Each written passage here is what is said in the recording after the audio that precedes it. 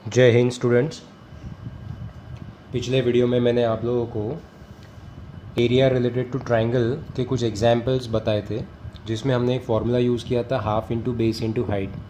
इसमें हम लोगों ने डिफरेंट टाइप्स ऑफ ट्रायंगल्स देखे थे, जैसे कि स्केलियन ट्रायंगल भी देखा, उसके बाद राइट एंगल ट्रायंगल देखा, इक्विलैटरल देखा, आइसोस्केलस ट्रायंगल देखा। ठीक है, और हमने अलग अलग ट्रायंगल से एरिया भी निकाला। लास्ट में मैंने एक और आइसोस्केलस ट्रायंगल दिया था। पहले वाले आइसोस्केलस ट्रायंगल के अंदर में मैंने आप लोगों को बेस और हाइट दिया था, इसलिए हम लोग उसका आंसर निकाल पाए थे। लास्ट प्रॉब्लम में मैंने आपको एक होमवर्क दिया था कि आप आइसोस्केलस ट्रायंगल का एरिया पता करके देना, तो उसका मैं आंसर आपको बता दे रहा हूँ। अगर आपने सॉल्व किया है तो बहुत अच्छी बात है, आप उसका आंसर चेक कर लो एक बार। आंसर आता है उसका 12 सेंटीमीटर स्क्वायर। हाइट अगर निकाली है तो हाइट आती है 3 सेंटीमीटर और एरिया आता है 12 सेंटीमीटर स्क्वायर।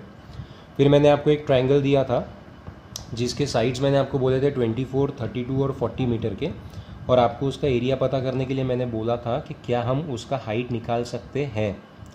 सो इसका आंसर है नहीं, हम इसका एरिया पता नहीं कर सकते, यानी हम उसकी हाइट भी नहीं पता कर सकते। हाइट नहीं मिलेगी तो एरिया नहीं मिलेगा, और एरिया नहीं मिलेगा तो हमारा प्रॉब्लम सॉल्व नहीं होगा।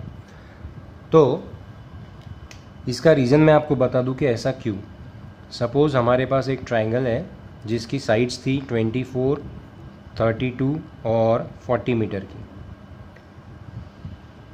अब अगर ये ट्रायंगल ABC है और आप यहाँ पर एक परपेंडिकुलर ड्रॉ करते हो अपोजिट वर्टेक्स से, तो जैसा हमने आइसोस्केलस या इक्विलैटरल ट्रायंगल में देखा था कि जब हम परपेंडिकुलर ड्रॉ करते हैं तो अपोजिट बेस को बाइसेक्ट करता है, यानी वो उसका मीडियन हो जाता है।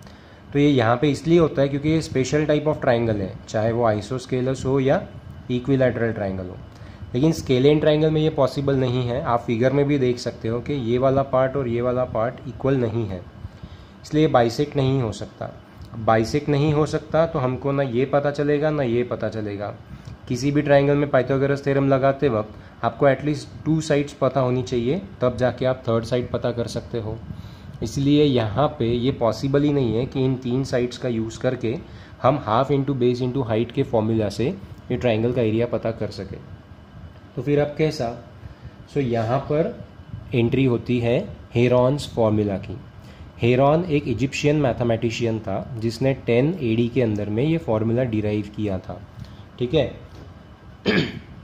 अब उसी ने ये कहा कि अगर आपके पास में बेस और हाइट अवेलेबल नहीं है, बट आपके पास में ट्रायंगल की तीनों साइड्स अवेलेबल हैं, फॉर एग्जांपल A, B और C, ये आपके पास में साइड्स अगर तीनों अवेलेबल हैं ट्रायंगल की, तो आप बिना half into base into height के आप एरिया पता कर सकते हो, जिसके लिए उसने एक फॉर्मूला बताया।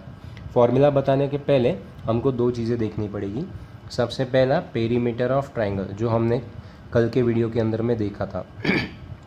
पेरीमीटर ऑफ ट्रायंगल हमने क्या कहा था कि सम ऑफ ऑल साइड्स और sum of the length of the boundaries of a polygon. तो यहाँ पे ट्रायंगल एक पॉलीगॉन है जिसकी 3 साइड्स हैं, तो इन तीनों साइड्स को अगर आप सम करते हो तो ये A + B + C बन जाएगा आपका पेरीमीटर। जो भी आंसर आएगा ये पेरीमीटर आएगा, जिसको हम यूनिट देंगे मीटर, सेंटीमीटर या किलोमीटर, वॉटेवर। ठीक है।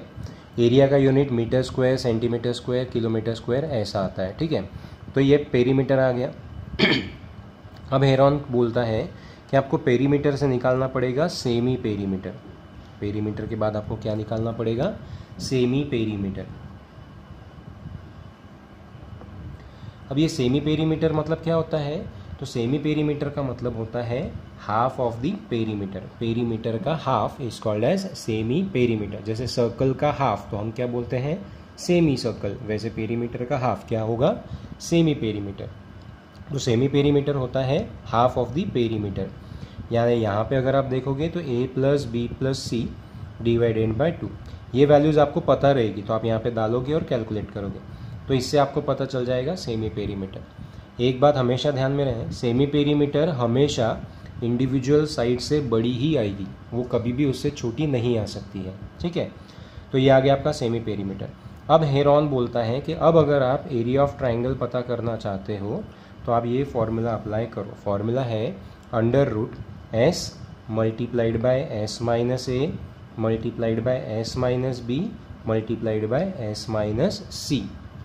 फॉर्मूला आपको स्टार्टिंग में थोड़ा बड़ा लगेगा, लेकिन प्रॉब्लम सॉल्व करते करते वो याद हो जाएगा। ये एक ही फॉर्मूला इस पूरे लेसन में है और इसी के ऊपर बेस्ड हम लोगों को एक्सरसाइजेस सॉल्व करनी है। ठीक है, मैं फॉर्मूला एक बार फिर पढ़ रहा हूँ आपके लिए। According to Heron's formula, area of triangle is equal to under root S multiplied by S minus A multiplied by S minus B multiplied by S minus C. ये बहुत सिंपल फॉर्मूला है। एक बार आपको एस लिखना है, फिर 3 brackets लेने हैं क्योंकि 3 साइड्स होती है। हर ब्रैकेट में एस में से एक एक साइड माइनस करनी है। पहले ब्रैकेट से पहली साइड ए माइनस की, दूसरे ब्रैकेट से बी माइनस की, तीसरे ब्रैकेट में सी माइनस किया। इस तरह से तीनों ब्रैकेट में एस में से एक एक साइड माइनस की, इसलिए 3 ब्रैकेट मल्टीप्लिकेशन में आ गए और एक सेमी पेरीमीटर एक बार अलग से आ गया। तो ये होता है आपका प्रॉब्लम फॉर्मूला।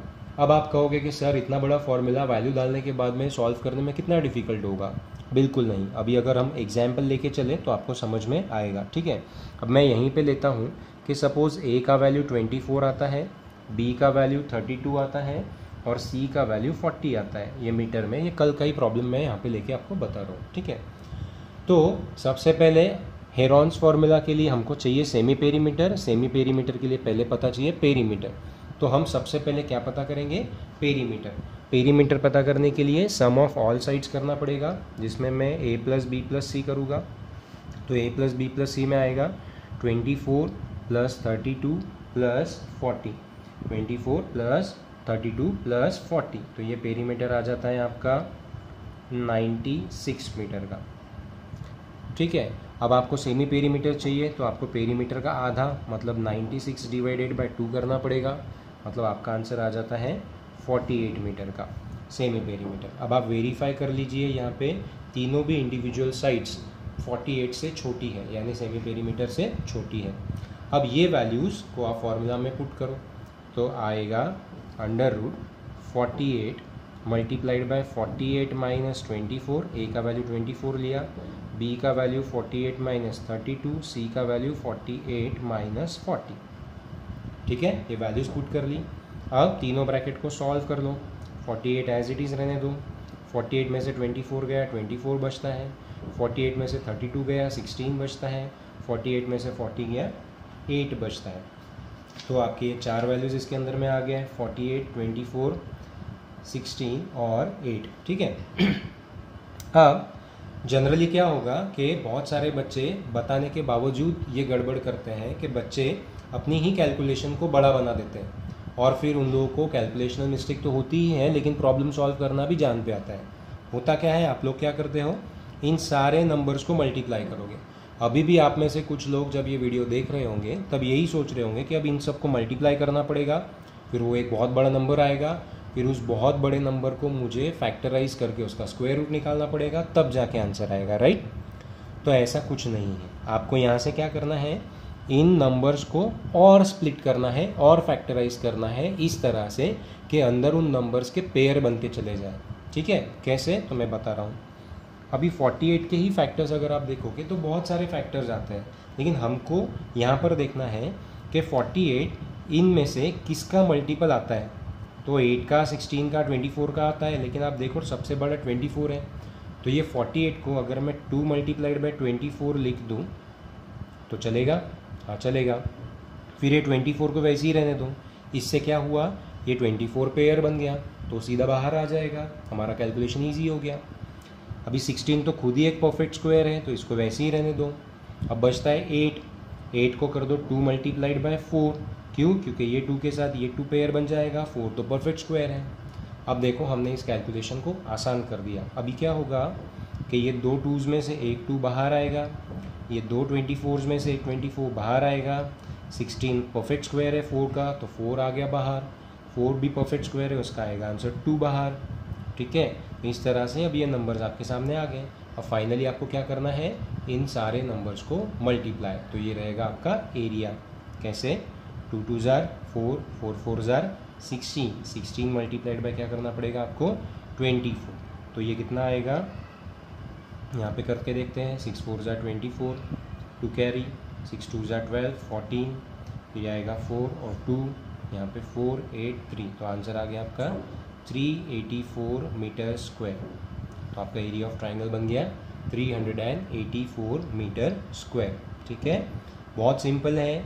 आप एक बार इसी प्रॉब्लम को फिर से लिखिए, एक बार अच्छे से समझिए, लगे तो वीडियो 2 बार देखिए, फिर ये प्रॉब्लम को एग्जाम्पल के तौर पे होमवर्क में यही प्रॉब्लम आपको फिर से करना है। आप एक बार इसको बिना देख के करके देखने की कोशिश करिए। एक बार नहीं आता है फिर से वीडियो देखिए, दूसरी बार फिर करिए, नहीं आता है फिर वीडियो देखिए, फिर करिए। आज दिन भर में आपको ये एक प्रॉब्लम तो करना ही करना है। ठीक है, इसके बाद अगर एक और वीडियो अपलोड होता है तो उसका होमवर्क आएगा, लेकिन फ़िलहाल तो आपको ये प्रॉब्लम करके देखना ही है जब तक आपको आता नहीं है। ठीक है, तो ये हो गया आपका पहला प्रॉब्लम। इसके अलावा अभी मैं और कुछ एग्जाम्पल्स लूँगा, लेकिन वो मैं अगले वीडियो में कंटिन्यू करूँगा। तब तक के लिए बाय, टेक केयर।